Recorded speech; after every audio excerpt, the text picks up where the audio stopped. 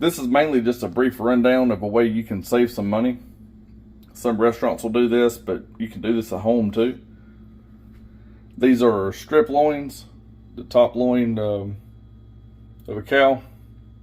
It's what the New York strip's cut from.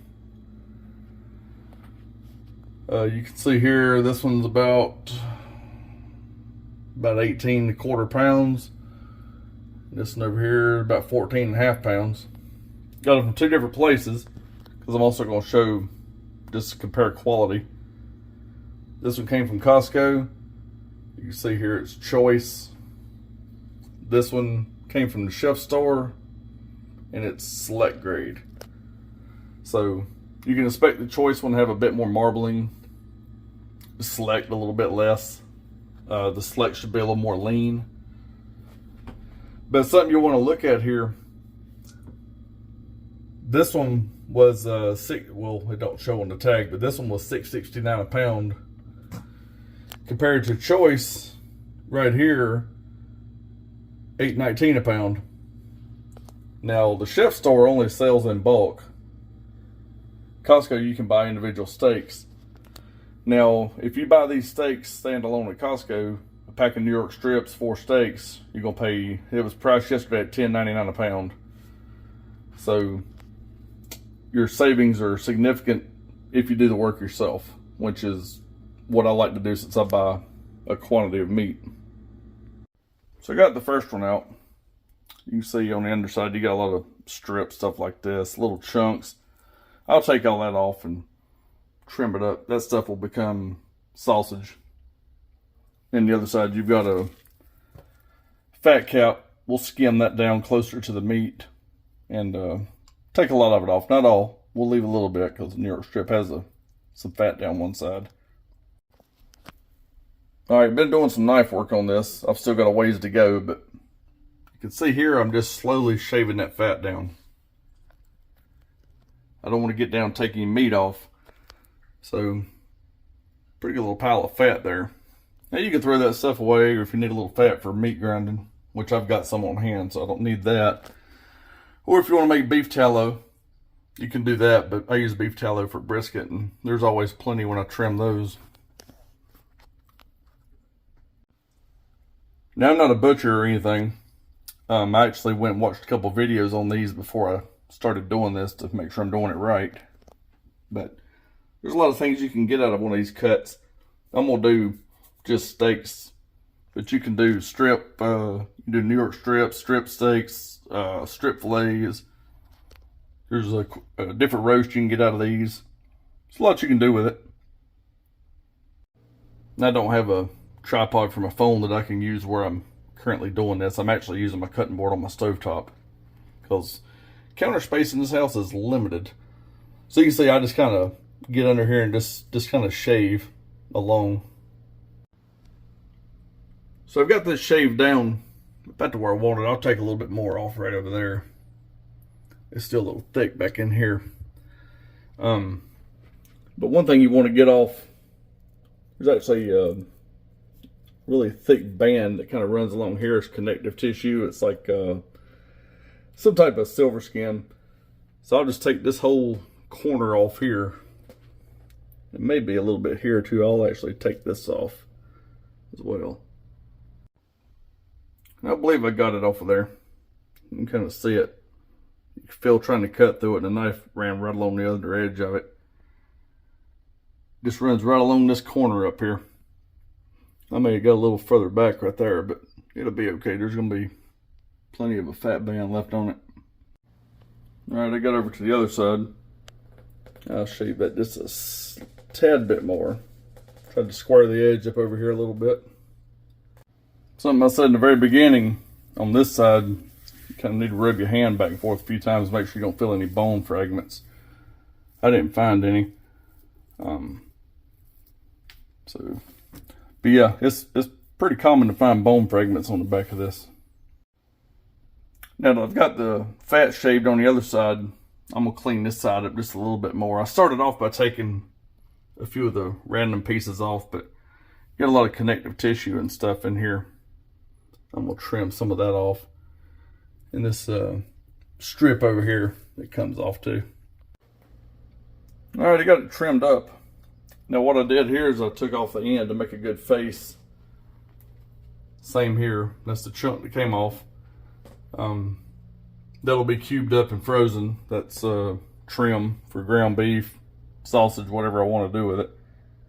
And now I'll just cut these into 1.5 inch and quarter steaks.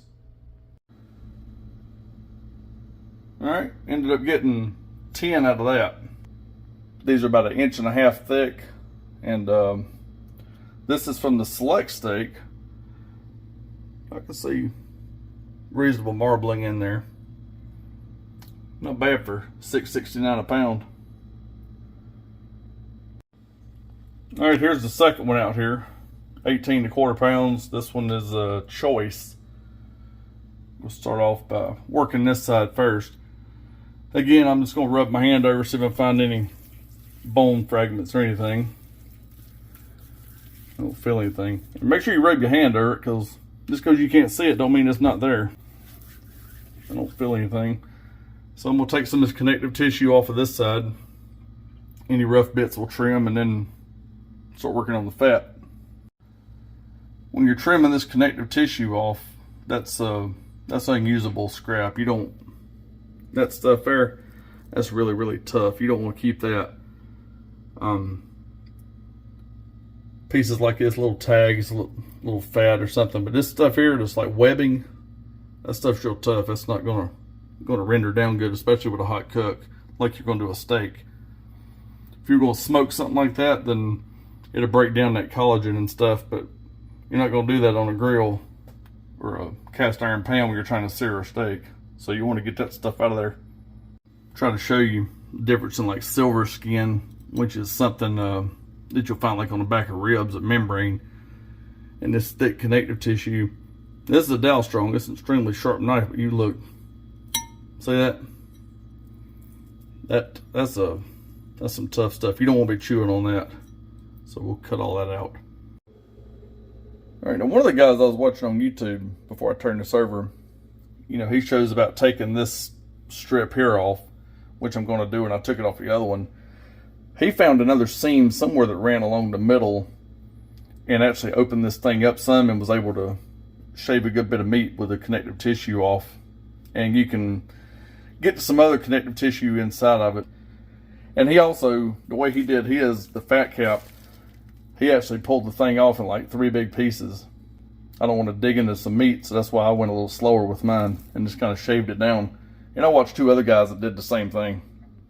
Well, I was messing with it after I just shot that last clip, and this is what he was talking about. You can kind of pull this down, and this white stuff up in here, that's some more connective tissue that you want to get out. So I may actually try to open that up a little bit, and this section right here will just become grind, just like the other one. You're still going to have a very large strip steak that's going to come out of that.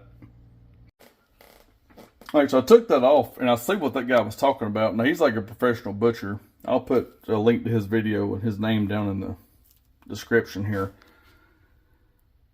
If you look here, I started pulling that up some. That's what he was doing. And this white right here, that membrane, that stuff, you know, it's not really something you want.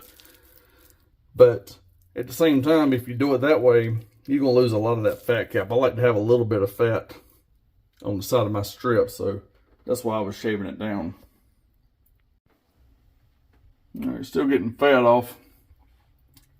I decided to try his way just on this one side since I already had a big flat pulled up, just on the bottom. Still got my fat here. And don't forget, you take this, you know, that's tough. Don't forget to take that thing off. It's just a belt that runs like right across here. See them strands in it. That's some really tough stuff there.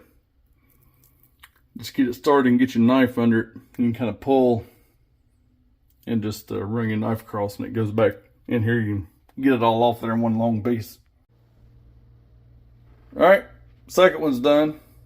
Ended up with 13 strips out of this. These are 1.5 inches thick as well. There's the bowl of trim I ended up with from just this one. I won't combine it in the bag with the other one and freeze it. These all vacuum sealed. I don't see a huge difference in the marbling on this one and the Select. Let me get 2 of those out, lay them side by side with 2 of these, and see. All right, have those in the refrigerator. So the Select is the 3 on the left over here, and the Choice is the ones to the right. Now I see a little more vein marbling here in these, and these are more sporadic. I'm not real sure what they look at when they grade beef like that, but if you're familiar with it, or can tell me why one is one way and the other one is the other, drop it in the comments. Let me know. And here's the total from both strips.